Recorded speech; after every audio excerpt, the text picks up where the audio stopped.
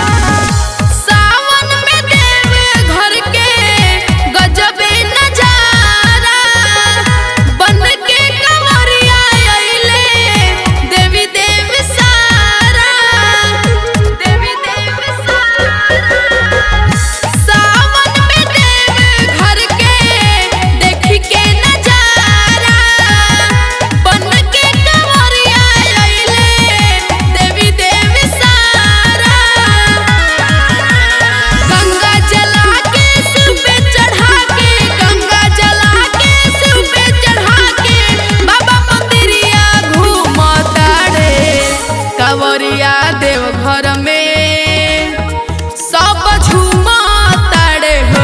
कांवरिया देव घर में सब झूमताड़े हो।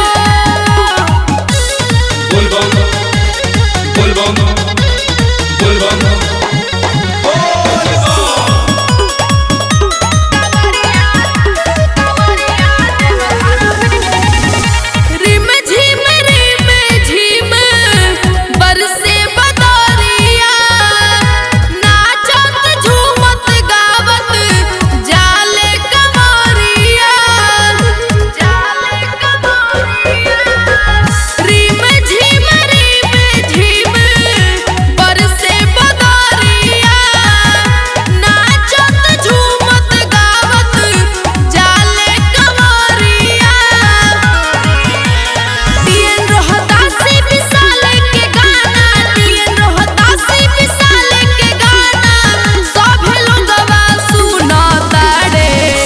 कांवरिया देव घर में